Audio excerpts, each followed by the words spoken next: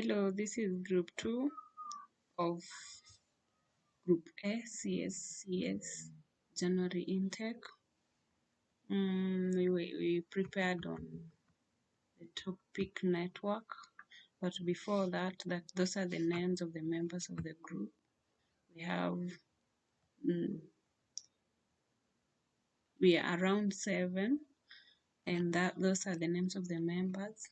Let's move straight to the topic of the day. The topic is about network. And let's have the topic overview. On the topic overview, we will just define terms. That's our first priority. Then after definition of terms, we will go to types of network connections. After there, we'll go to components of the network. And after that, we will cover on network topology.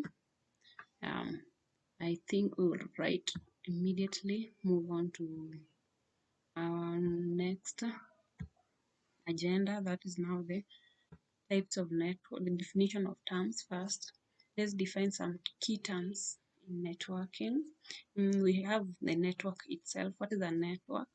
And this is when two or more computers are connected together for communication and resource sharing purposes.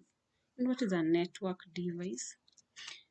These are hardware devices used to connect computers together so that they can share resources. And what is a computer? So a computer is an electronic device that takes input from the user and processes this data under the control of a set of instructions to produce a desired output. Let's move on to types of network. When we talk about the types of network, we will cover on LAN, that is the local area network. And we will talk on WAN, which is the wide area network, and the PAN, which is the personal area network.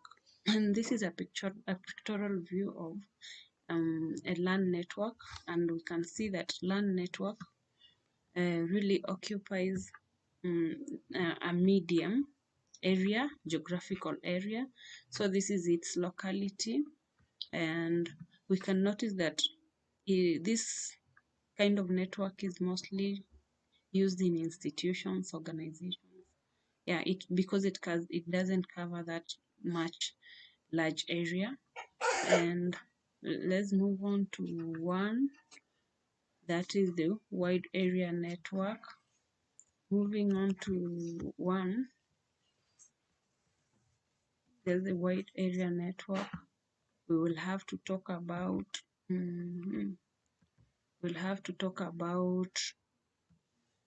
the pictorial view of the wide area network, and this is it. This is the wide area network, as we can see here. This is a representation of the wide area network, and the wide area network, as its name goes, it covers a very large geographical area. And as we can see campus inside there. We can see our wireless LAN connected. We can see buildings. We can see a city.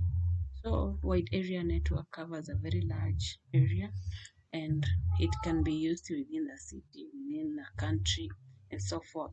Let's look at the PAN network, that is the personal area network. And when we talk about the personal area network, we have to relate it to our day-to-day life. That is what we normally and mostly use, and that is what is cheaply affordable by almost every member of a country or an organization or a lineage. And when we see here the computers are connected, it's very simple. You can connect a PC to a PC, that's a personal computer to a personal computer.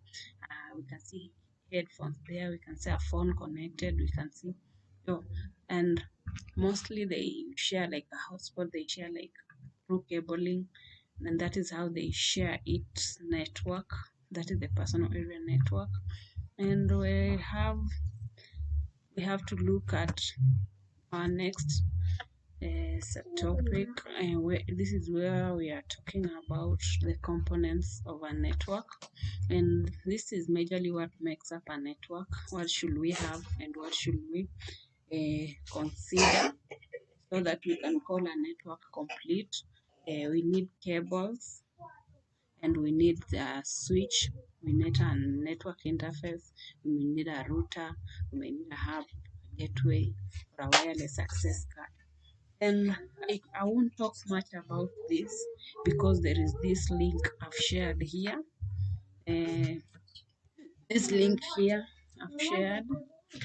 I think everyone should just be able to copy this link on your browser, and you will watch a live demonstration or a video demonstration on how different components work and how you can use them to connect your network successfully.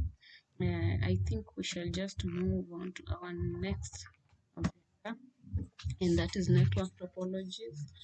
Under the network topologies, we will define the term network topology itself. And network topology is an arrangement of nodes and links in a particular mechanism and scheme. In other words, the network topology is how the network components that make the communication between devices in a network will be arranged to reduce errors, or either way produce more bandwidth or secure the network.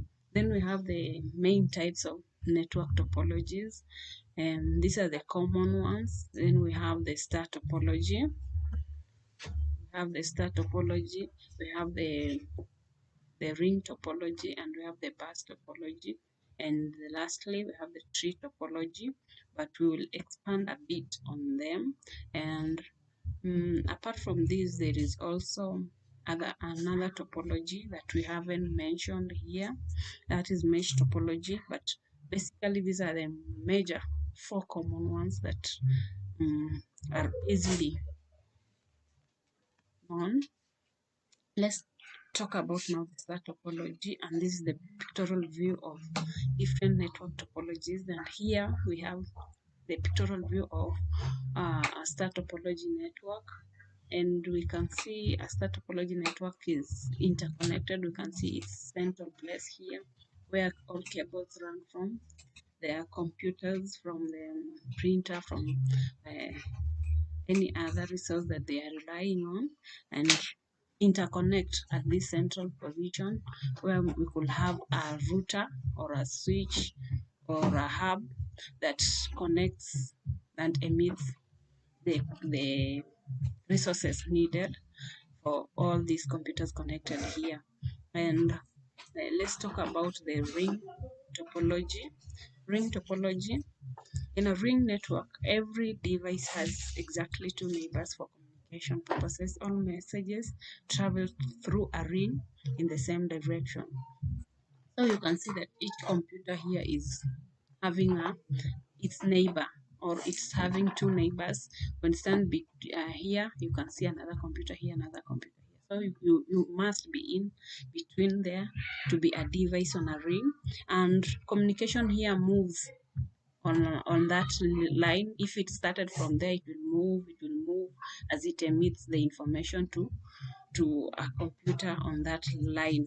So there's no way you can skip computer A and take the information to computer E here, unless you have to pass through computer B, C before you reach E.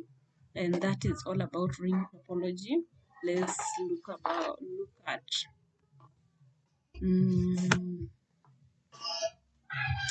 bus topology.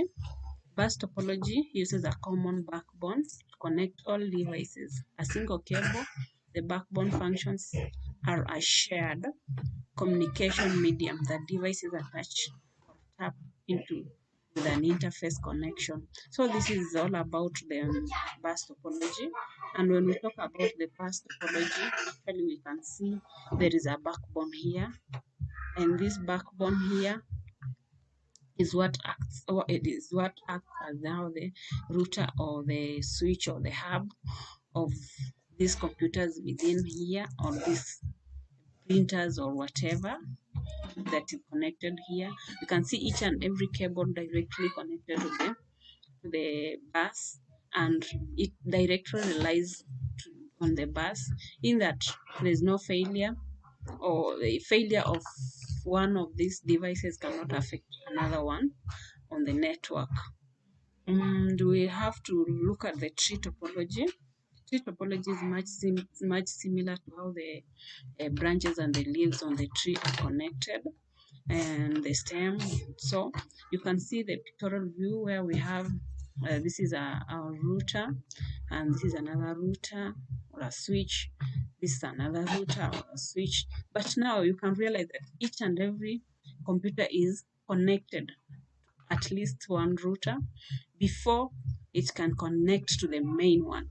So you can see this could act as the main one, and you can see this router is connected here, while this is also connected here. But the computers are depending on the nearby router for emission, but the nearby ones are also depending on the major one here. So tree topology integrates multiple star topologies on a bus. Its purest form, only hub devices connect directly to the tree, and each hub functions as the roof of the device. And that is all we had prepared for Group A, Group 2, and CSCS January intake. Thank you and bye-bye.